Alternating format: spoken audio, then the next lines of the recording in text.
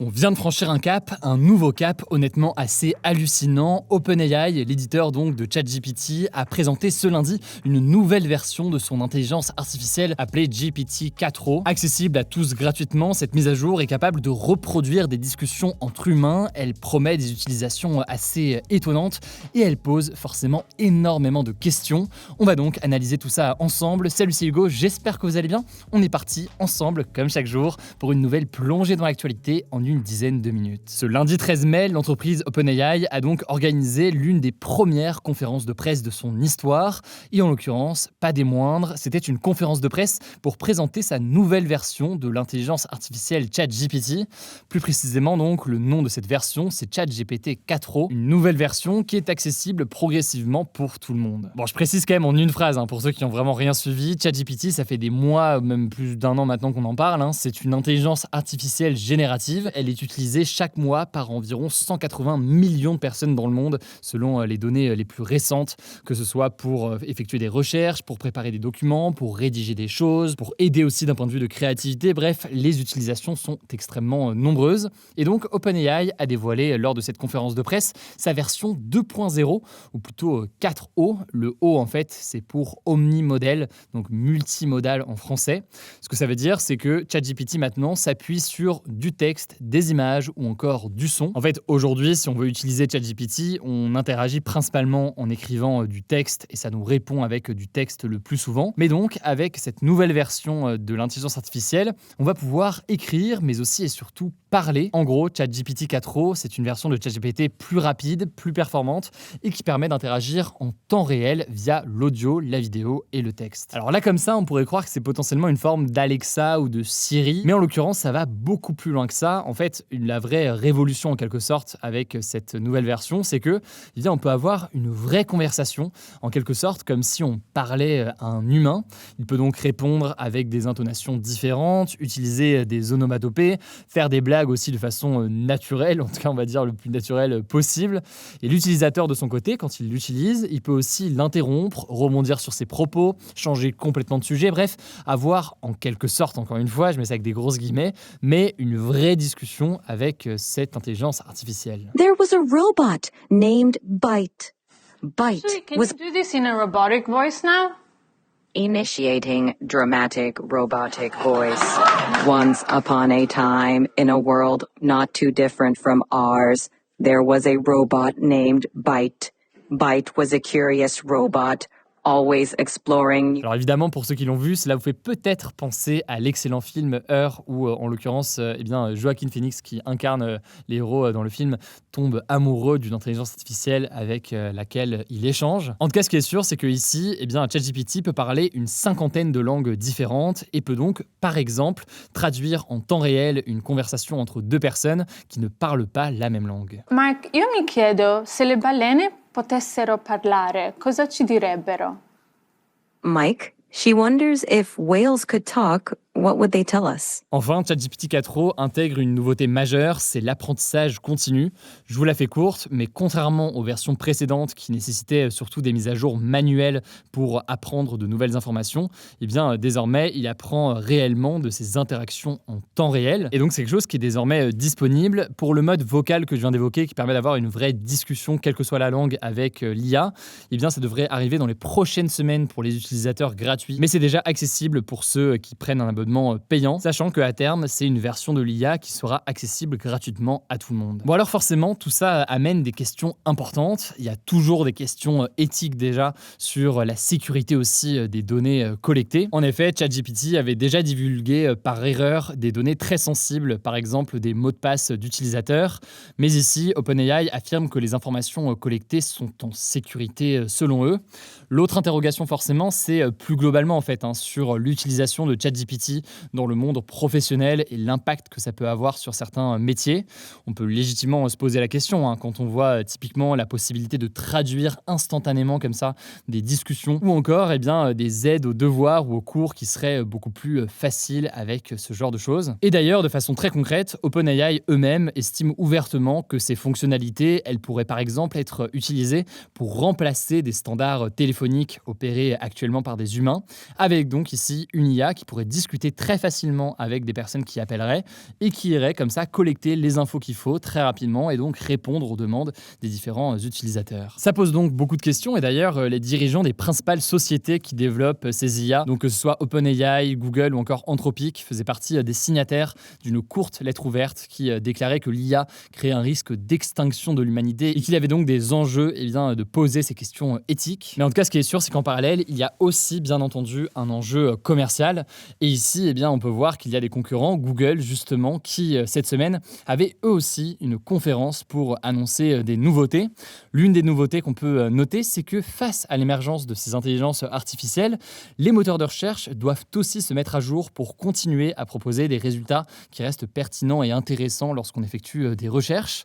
Concrètement, Google, lors de son événement cette semaine, a annoncé que désormais, et principalement aux États-Unis pour débuter, en haut de votre moteur de recherche, quand vous faites une recherche, il n'y aurait pas directement des sites vers lesquels accéder, mais plutôt des formes de résumés générés par une IA de Google. Des résumés donc de ce qui figure en quelque sorte sous les liens en dessous, de façon synthétique, un peu donc en quelque sorte comme peut le faire un ChatGPT quand vous lui posez une question. Et c'est pas les dernières annonces, puisque de son côté, l'entreprise Microsoft, qui est le principal investisseur d'OpenAI, va organiser un événement pour la presse et pour les développeurs la semaine prochaine. On voit donc que tout cela continue à grandir extrêmement vite. Ça me paraissait intéressant de faire un nouveau point là-dessus aujourd'hui, que vous utilisiez ou non ces outils, mais justement pour comprendre ce qui se déroule sous nos yeux et à quel point ça pose forcément énormément de questions. Je vous mets des liens en description, je vous laisse avec Blanche pour les actualités en bref et je reviens juste après. Merci Hugo et bonjour à tous. On commence avec cette actu. Le ministre de l'Intérieur et des Outre-mer, Gérald Darmanin, a annoncé ce jeudi que l'État reprendra totalement le contrôle dans les heures qui viennent en Nouvelle-Calédonie, ce territoire d'outre-mer français situé dans l'océan Pacifique. On en parlait hier, depuis plusieurs jours, de violentes émeutes ont lieu dans le territoire à la suite de l'adoption d'une réforme constitutionnelle qui vise en gros à élargir le nombre de personnes qui peuvent voter pour les prochaines élections locales. Cette réforme, elle est très contestée par les néo-calédoniens favorables à l'indépendance. Depuis le début des émeutes, 5 personnes sont mortes, dont 2 gendarmes. Le deuxième est décédé ce jeudi à la suite d'un tir accidentel d'un autre membre des forces de l'ordre. Sa mort n'est pas intervenue sur une zone d'émeute selon la gendarmerie nationale. En parallèle, le Premier ministre Gabriel Attal a annoncé l'interdiction du réseau social chinois TikTok sur l'archipel, ainsi que le déploiement de l'armée pour sécuriser les ports et les aéroports. En fait, le blocage de TikTok a été rendu possible par la mise en place de l'état d'urgence annoncé par Emmanuel Macron ce mercredi. Alors Gabriel Attal n'a pas précisé la raison de ce blocage, mais certains élus du gouvernement local ont expliqué que des messages de haine et des appels à la violence circulent sur l'application. Enfin, le Premier ministre a annoncé également le renforcement du pont aérien pour déployer 1 millier d'effectifs supplémentaires et assurer de l'approvisionnement alimentaire, car il y a des pénuries dans les magasins. Il a aussi annoncé la publication par le ministre de la Justice d'une circulaire pénale pour, je cite, garantir les sanctions les plus lourdes contre les émeutiers et les pillards. Deuxième actu, le président russe Vladimir Poutine s'est rendu ce jeudi à Pékin, la capitale de la Chine, pour rencontrer le président chinois Xi Jinping. C'est le premier voyage à l'étranger de Vladimir Poutine depuis sa réélection en mars. Alors l'un des buts de cette visite, c'était de convaincre la Chine d'apporter un plus grand soutien économique à la Russie. La Russie est en effet visée par de lourdes sanctions économiques de l'Union européenne et des États-Unis depuis son offensive militaire à grande échelle en Ukraine en février 2022. De leur côté, les États-Unis estiment que le soutien économique chinois actuel permet à la Russie de renforcer sa production de missiles, de drones et de chars. Pour vous donner une idée, les échanges commerciaux entre la Chine et la Russie ont atteint 240 milliards de dollars en 2023, selon les chiffres des douanes chinoises. Et d'ailleurs, par rapport à la guerre en Ukraine, les deux dirigeants ont plaidé pour, je cite, une solution politique, et ce, alors que le gouvernement russe ne cesse de répéter que ce sont les livraisons d'armes de l'Occident à l'Ukraine qui font durer la guerre. Je vous mets des liens en description si vous voulez creuser. Troisième actu, en Indonésie, un Boeing 747 transportant 468 personnes vers l'Arabie Saoudite a effectué un atterrissage d'urgence ce mercredi en raison d'un incendie de moteur. Heureusement, aucun blessé n'est à signaler. C'est le 3e appareil de l'entreprise américaine en un mois à présenter un dysfonctionnement. Parallèlement à cet incident, il faut savoir que Boeing est aussi accusé par le ministère américain de la Justice de ne pas avoir respecté certaines conditions d'un accord passé après 2 crashs mortels en 2018 et 2019. Cet accord lui évitait d'être poursuivi au pénal pour ces 2 accidents de son modèle 737 MAX qui ont causé au total 346 morts. Alors de son côté, Boeing se défend d'avoir rompu les engagements qu'il avait pris, mais est donc passible de poursuite. On suivra ça. 4e actu, en France, les hospitalisations pour des tentatives de suicide ou d'automutilation ont énormément augmenté chez les filles filles de 10 à 24 ans sur les 15 dernières années. C'est ce que conclut une étude publiée ce jeudi par la DREES en collaboration avec Santé publique France. Concrètement, en 2022, 85 000 personnes ont été hospitalisées au moins une fois en médecine et chirurgie ou en psychiatrie, en lien avec un geste auto-infligé, donc une tentative de suicide ou des scarifications par exemple. Et sur ces 85 000 personnes, près de 2 sur 3 sont des femmes. Les habitants des communes plus défavorisées étaient plus touchés. À noter que ce bond des hospitalisations ne se retrouve ni chez les adultes plus âgés, ni chez les garçons et les jeunes hommes. En tout cas, si vous avez besoin d'aide, une ligne d'écoute dédiée aux jeunes est accessible 7 jours sur 7 de 9h à 23h au 0800 235 236 et le 31 14, c'est le numéro national de prévention du suicide, est accessible 24h sur 24, 7 jours sur 7. Cinquième actu, les actes contre les personnes LGBT+ ont augmenté de 13% en France en 2023, selon les chiffres du ministère de l'Intérieur publiés ce jeudi. Au total, près de 4560 infractions contre les personnes lesbiennes, gays, bisexuelles et transgenres ont été enregistrées l'année dernière. 45% de ces violences ont été exercées contre des hommes perçus comme gays ou bisexuels. Concrètement, la plupart de ces actes sont des crimes et délits comme des agressions, des menaces ou des cas de harcèlement. Selon l'association SOS Homophobie, 23% des signalements concernent des discriminations en ligne. Alors l'étude explique qu'il y a une libération de la parole des victimes, mais note cependant que seulement 20% des victimes LGBT+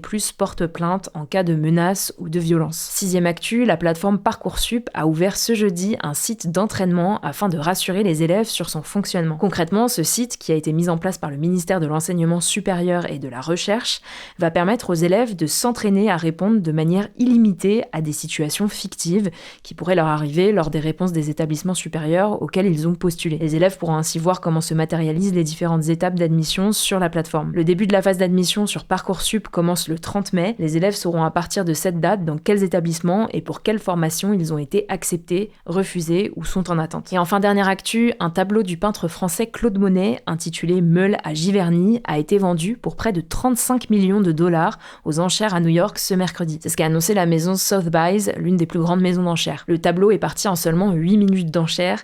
Il s'agit d'une œuvre qui a été peinte en 1893 par Monet, considéré comme le chef de file de l'impressionnisme. L'impressionnisme, c'est un mouvement artistique du 19e siècle qui cherche à représenter le caractère éphémère de la lumière et ses effets sur les couleurs et les formes. Merci beaucoup Blanche pour ces actualités en bref. Si ce sujet de une vous a intéressé, ça fait partie aussi des questions qu'on traite régulièrement, notamment sur notre nouveau podcast, le podcast dédié aux actualités culturelles. Pour le découvrir, vous tapez Hugo Décrypte Pop sur Spotify, Apple Podcast ou autre. Vous vous abonnez, comme ça vous allez pouvoir suivre l'actualité culturelle. On parle de cinéma, de séries, de musique, de jeux vidéo, mais aussi donc de toutes ces questions-là. Prenez soin de vous, prenez soin de nos proches, et puis je vous dis à demain pour une nouvelle vidéo.